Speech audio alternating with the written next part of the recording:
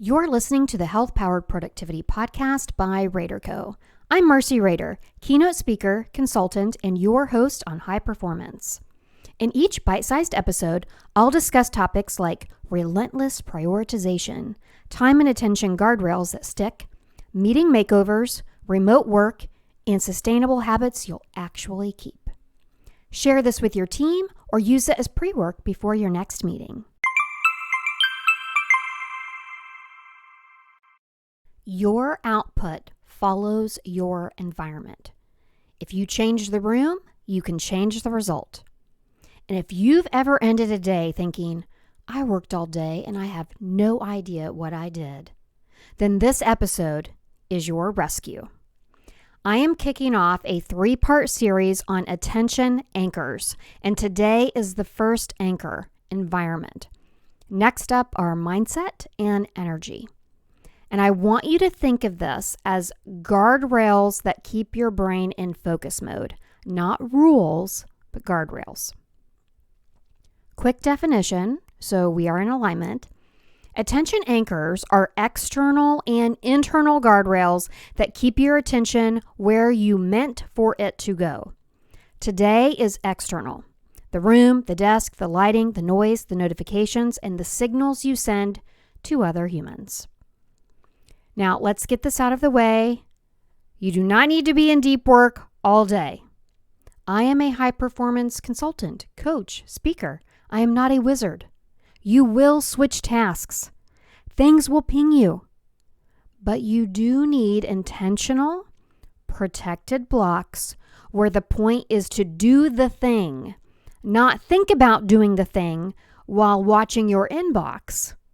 Like a puppy, just like waiting for you. Like, look at me, take me out, play with me. This is where environment will earn its keep. And I'm going to give you 3 lessons, a couple of quick stories, and then a checklist that you can use today, as in right after this episode. So first, put yourself in the right space. If you're cutting sugar, you don't work from a bakery. If you're cutting distractions, don't work from a notification buffet. Your space should match the task. There is a classic finding nicknamed the cathedral effect, where high ceilings and open spaces make it easier to think big and connect ideas. Lower ceilings and tighter, lower stimulus rooms support detail work and analysis. For me, like when I'm outlining a keynote or thinking up a new concept, trying to solve a problem for a client, I will head outside and go for a walk, or I'll take my laptop outside, or I go into a bigger, brighter room.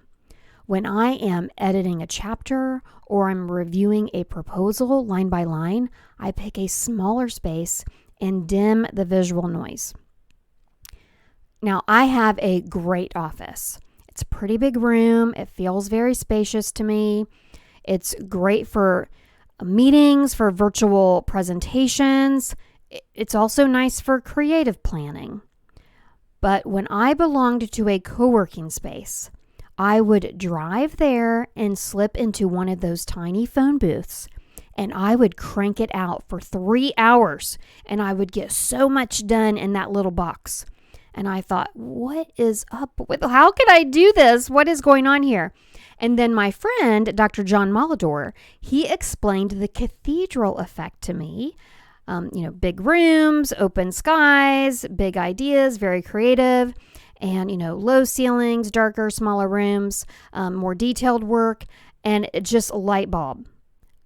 It wasn't me. It was actually the room. It was the environment that I'm in.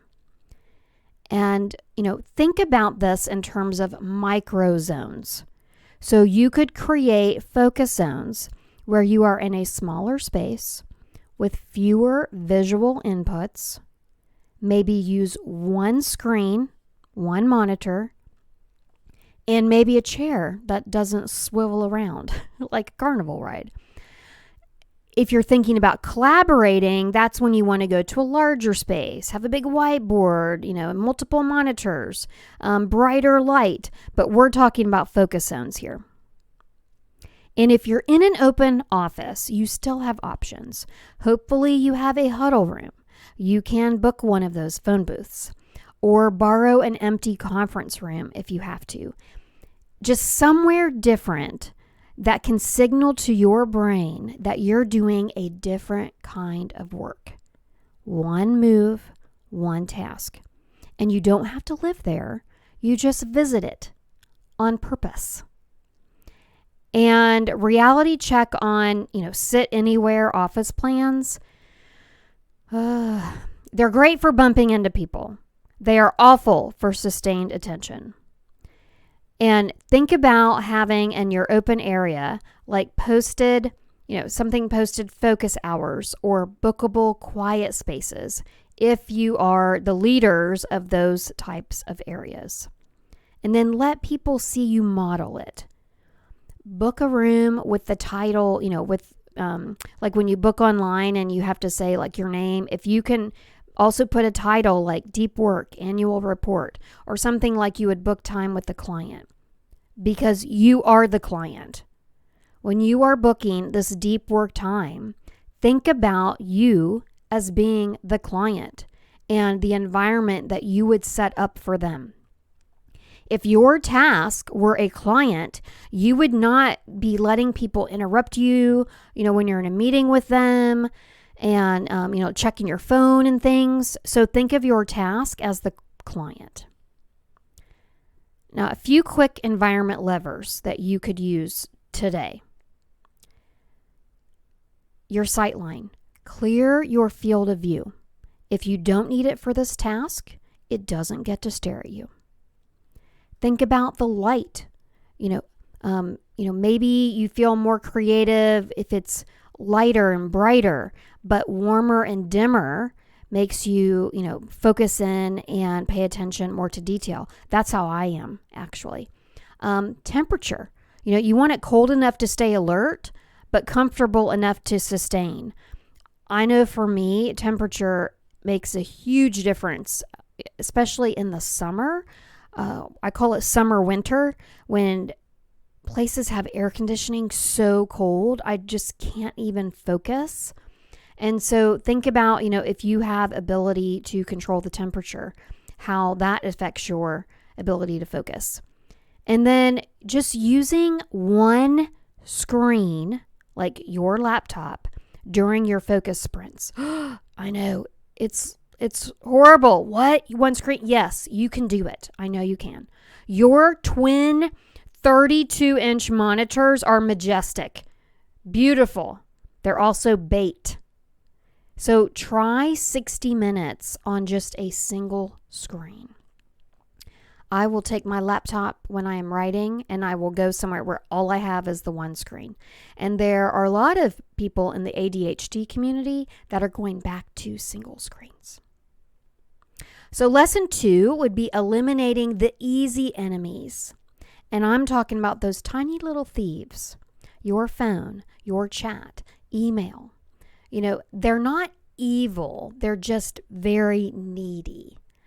And so we'll start with the phone. Don't just turn it face down. Put it out of sight. Stick it in a drawer, a bag, another room. Because there is research showing that the mere presence of your smartphone reduces available cognitive capacity. Doesn't have to be ringing, doesn't have to be buzzing. It can just be sitting there, and it will rob you of that cognitive capacity. During your focus block, give yourself the advantage. Do not disturb is on, and your phone is out of sight. If you work from home, leave it in the kitchen. Put it in another room. If you're in an office, zip it up in your bag that's under your desk. The next thing is chat. Close your Teams or your Slack entirely during sprints. Yes. Now, if that gives you hives, at least set Do Not Disturb and write a status message with an end time. So you can actually go in and write a status message out and put the end time because that matters. You can put heads down until 2 p.m., deep work until 11:30, editing proposal until 3:15. Whatever it is, put how long you're going to be out of commission. This removes anxiety for any colleagues who are thinking, when can I ask Marcey that thing? And people will respect better what they understand. With email, don't just minimize it, quit it. If you absolutely must have your inbox open because you're working on something in there, then use the work offline mode in Outlook or inbox pause in Gmail.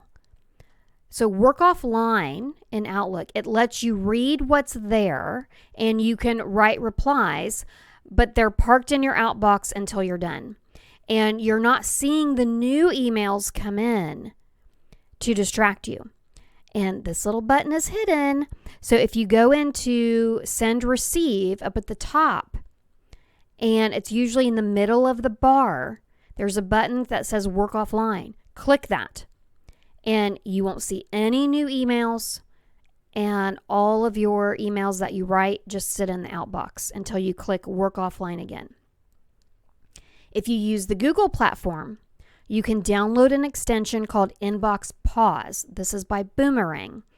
And this stops any new emails from landing, like you can't see them just for a set period. You could set it for 45 minutes, an hour, however long. You can send emails out, which is different than the Outlook work offline, but you can't see the new ones coming in. And so you're not at the mercy of the next ding. You're actually playing offense. You're driving. And the reason why this matters is because any new inputs trigger your brain's novelty bias. And you're wired to orient to new information, which is really helpful if you're out in the woods or you're in a new environment. But it is not helpful when you're writing a strategy document. And so build the system so the temptation never shows up. Don't white knuckle it. Don't depend on your willpower. And 2 more environment toggles that you may want to think about is just sound. Silence is not always possible. So you could use brown or pink noise if words and music distract you. Instead of just playing music, you could find a focus playlist. For most people, music without words is ideal because it's not, the words in the lyrics are not competing with whatever words you are reading. Small percentage of people can listen to music with words. But if even music bothers you, think about brown or pink noise. White noise can actually be harsh for some brains, so you want to experiment with it. I am so lucky. My husband does synthesizer modular music, and so he has created a whole focus playlist for me of ambient music. And I change it up depending on what time of day it is. When I'm in my zombie hours, which you can refer back to that episode, when I'm in my zombie hours, I want like techno, fast. It kind of, wakes me up. But in the mornings, then I like a little bit more, a little slower. Also think about time boxing. 90 minutes is considered the strong top end for an intense block. I like 50. 50 is considered like peak productivity time. I like 50 because then you can take a 10-minute break, but pick a window and make the room match the job. And we'll talk a little bit more about that in the next podcast. Lesson 3 would be signals and rituals. And this is where it can get kind of fun. You need a focus totem, a physical symbol that tells you and everyone else focus mode is live. And I have seen everything from a focus fedora to a concentration crown. I saw someone with the Burger King crown. They were in an architectural design office that was open space. One of my favorites was I was giving this presentation to Weber Screwdriving. They make enormous, industrial screwdrivers. And the shop foreman said, the manufacturing plant is a very loud environment, and so I always have protective headphones on. And people assume because I'm out on the floor and things that I don't need deep work time, but I do. A lot of times I'm walking around and I'm thinking about things. And so he decided what he was going to do is when he is in deep work walks or, deep work around the floor, that he'd put on a pair of red headphones. And so when you saw red, you saved whatever it is that you needed to talk to him about, unless it was an emergency. So this was simple, it was visible, it was enforceable. The other thing is a door hanger. You don't want to keep it on all day, for sure. And so be very thoughtful about when you have that on. The rule is scarcity. If the signal is always on, it becomes invisible. So you only want to display your totem during a real focus block. If you're hybrid or you're remote and you have family in the house, you can get like something called a busy box, or there's also these lights that you can put outside your door. They work beautifully, but again, you only want to use it when you're actually in a focused block. You could even just print a sign on the back of your chair. That can work. And just say, heads down, back at 2. Be specific, be human. And rituals matter too. I have a pre-focus ritual. If I'm going into deep work mode, I clear the desk from everything except the one thing I'm working on. I close completely out of my email. I don't just minimize it. My phone is on Do Not Disturb all day long, so I don't have to, I'm not worried about anything, but I would recommend that for you. My phone, I put in the living room or kitchen, basically anywhere but my office. I will sometimes put headphones on just because if it's binaural beats that I'm listening to, but often I'll just pull up my husband's ambient playlist. And then I will write in my Powered Path playbook what I am going to do during that block. I don't just think it. I put that pen in my hand and I write it out. It does something different to our brain. And you could also write something like, done looks like sending the draft to Chris, or done looks like the complete outline of the presentation, whatever that is. And your ritual can be different, of course, but you want to make it short, physical, and repeatable. The point is not to grind and do something new every time. The point is to cue your brain, now we do this. And so if we link the stories to the principles, co-working in the phone booth, why did that tiny little box work? It's because it was a low stimulus environment that matched the detail task.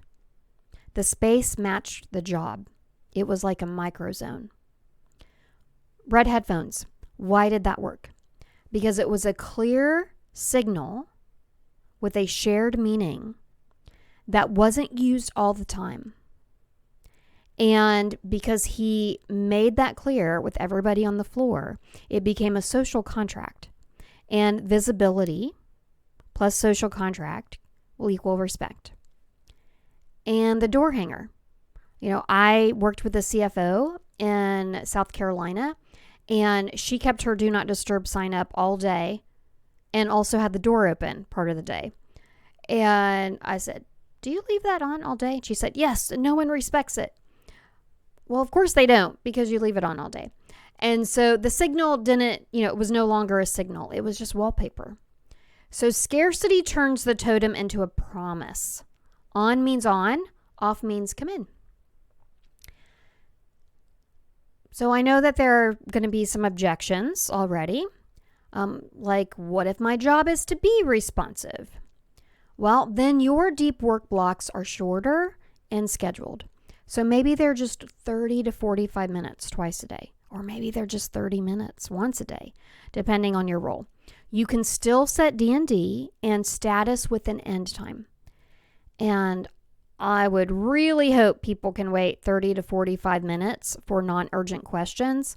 And if they can't, you have a prioritization and expectation problem, not an environment problem. What if my leader won't model it? Well, you lead anyway. Book a room, post your status, share your end time, then show the results. Fewer errors, faster drafts, less rework. Leaders love outcomes. Prove it to them. Marcey, what if my team uses me as the help desk? Well, agree on a focus playbook. Define quiet hours. Define what your signals mean. Decide what counts as urgent and how to reach each other in real emergencies. Maybe define what is an emergency. Put it in writing. Create the guardrails, not, guesswork.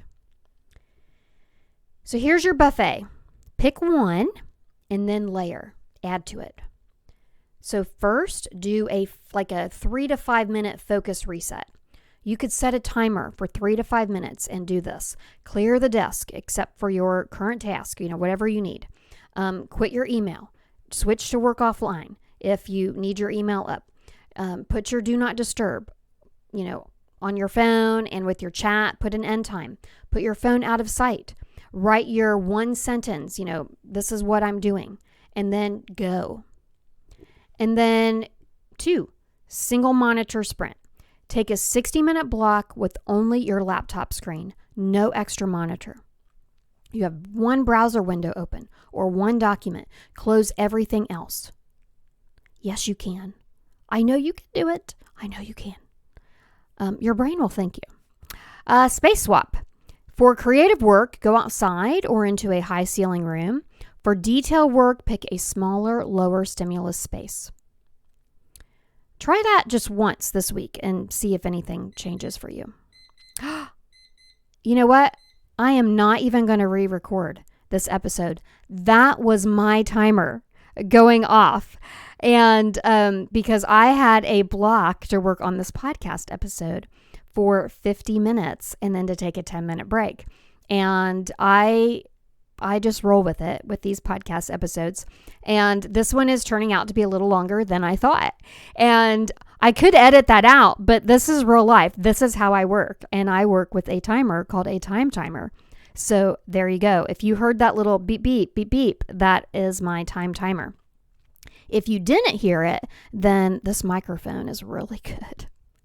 Okay. Let's see. Sound strategy. So choose your sound on purpose. So whether it's silence, brown noise, instrumental with no lyrics, whatever it is, make a focus playlist and use it only for focus. The playlist that my husband made for me, I don't just listen to that except for when I'm focusing. Think about, Pavlov's dog. That's what this focus playlist would be for you. And then put your status, but include a promise. In Teams or Slack, write a status with an end time. The end time is a promise you keep.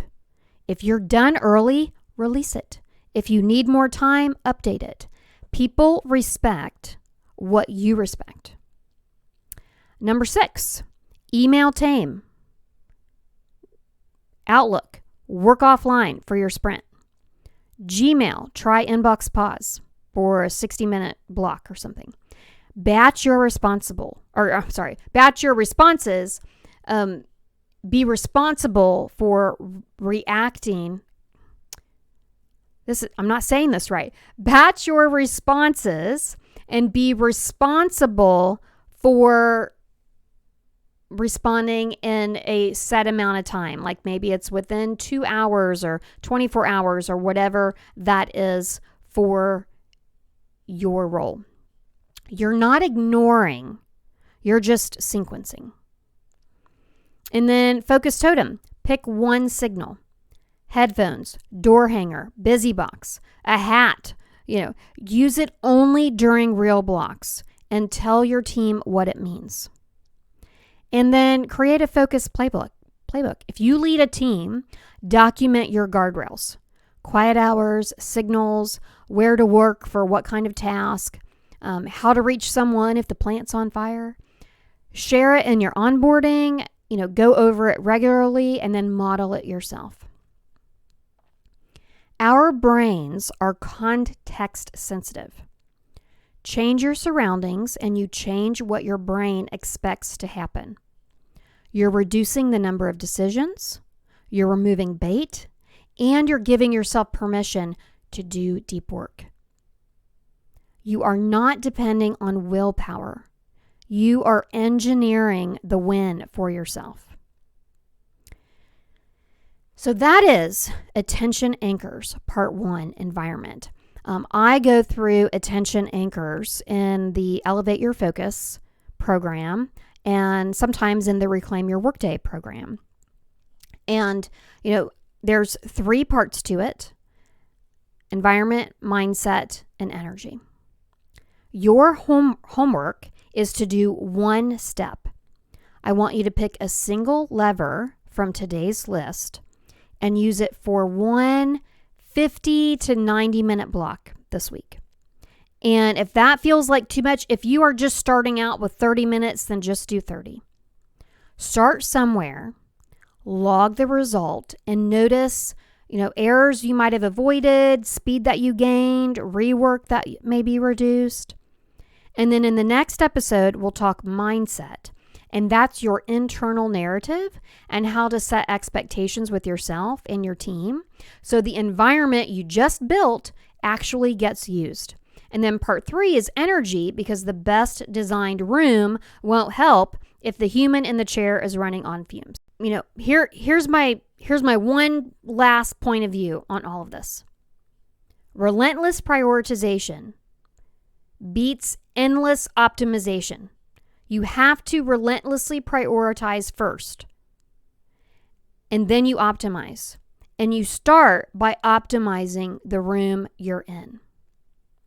And if this episode helped, share it with a teammate who needs permission to book a huddle room for themselves. And reach out to me on LinkedIn and tell me which lever you tried. I really do want to hear your wins. Thanks for listening to the Health Powered Productivity Podcast. Show notes link to every tool and takeaway. If you got value, subscribe, leave a review, and pass it along to your team. For more bite-sized tools and ways to work with Rader Co., whether through consulting, coaching, or speaking, visit helloraderco.com.